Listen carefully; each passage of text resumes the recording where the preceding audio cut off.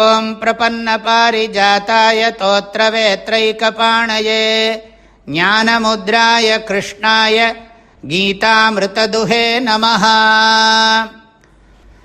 ராஜவித்யா ராஜகுஹ்யம் பவித்ரமிதமுத்தமம் பிரத்யக்ஷாவகமம் தர்மியம் சுசுகம் கர்த்துமவ்யயம்.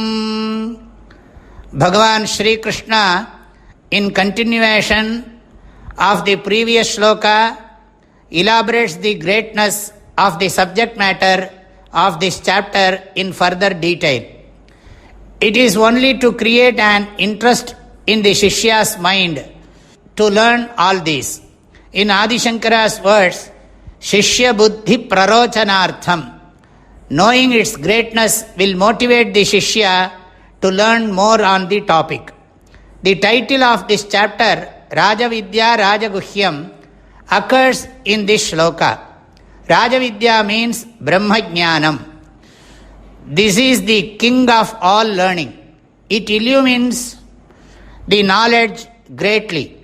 The brilliance of this knowledge is most important for us as it prevents troubles from impacting us.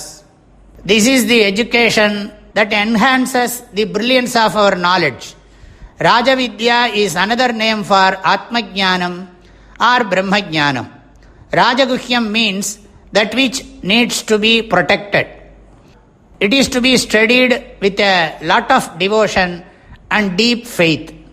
So, those who lack these will not understand it, even if they are taught. Eligible aspirants, on listening to it, will get deeply involved and would want to develop their knowledge of this. That is why it is called Rajaguhyam.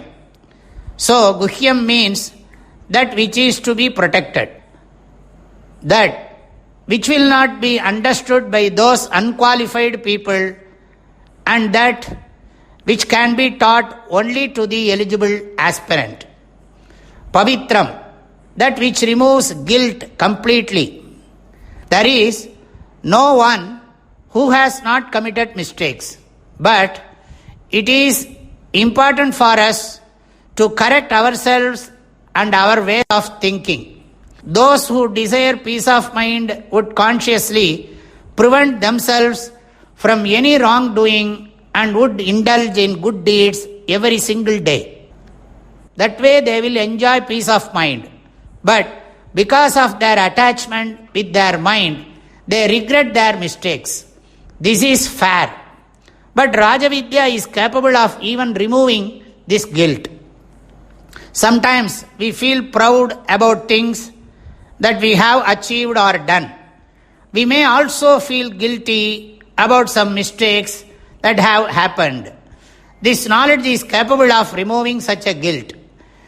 This Vidya does not project us to be good or bad. It makes us understand that we are indeed beyond the good and the bad.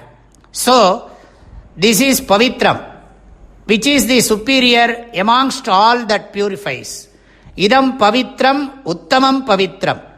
We need to make use of other things frequently to purify us. But just as the odor of a vessel containing kerosene on heating goes away, although it continues to remain with just any amount of washing.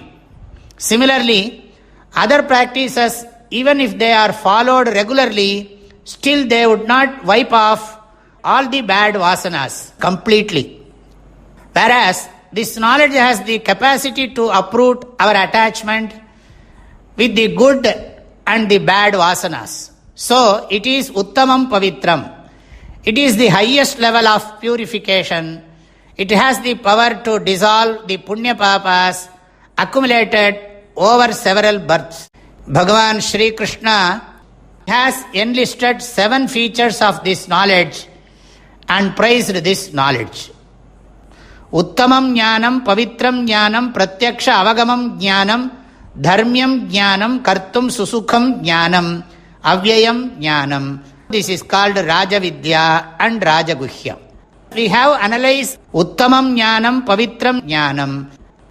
In continuation, Pratyaksha avagamam. It is well understood at the time of studying itself. We don't have to wait a while to realize much later after we have studied it. We understand it as and when we study it. Pratyaksha means it is understandable straight away, unlike Swarga, which we cannot comprehend directly. We may even find it difficult to understand God, but we can never have a problem understanding our own existence. Self-consciousness can never be a matter of doubt. There is no doubt that I exist. I don't need to verify this with someone else. My existence is self-evident. I am only confused about who I am. The scriptures and the Mahans help me understand that. That brings clarity. This Vidya is not talking about something existing somewhere. It talks about the reality of our own self. So, Pratyaksha avagamam means it can be clearly comprehended. It is not something that we can know only after reaching the Brahmaloka. Dharmyam. It does not contradict dharma. We will never use this knowledge to do adharma. If this is taught to ineligible people, it may be abused for wrongdoings. That's why Bhagavan says that it does not contradict the Dharma Shastra. Susukham. This Vidya is very simple. If we have adequate maturity, we may wonder as to how it can ever be so simple. If we lack that maturity, we may find it very tough, because we may all the time keep lingering upon worldly thoughts. Our mind is full of dirt, like a garbage bin. So, many people don't have the nature of the mindset to think clearly about this self. That makes it difficult. There are those who say, Anma Vidya metta kadinam, and also others who say, Anma Vidya metta sulabham. It is easy for the mature mind to understand, and for the immature it remains difficult. Kartum susukham means it is very, very easy to understand. Avyayam means it gives an everlasting benefit. If one attains this knowledge, the benefit obtained is eternal. The other fruits obtained by doing karma, doing puja, extending charity, or visiting temples depend upon the action performed. As it is popularly said, yatha karma tatha phalam. You reap what you sow. That is not the case with this knowledge. There is no growth or decline as a result of this knowledge. It is all about clear understanding of what exists. Sri Bhagavan elucidates the greatness of this knowledge. Idam jnanam raja vidya rajaguhyam uttamam pavitram pratyaksha avagamam dharmyam kartum susukham avyayam. We will continue our study of the next shloka tomorrow.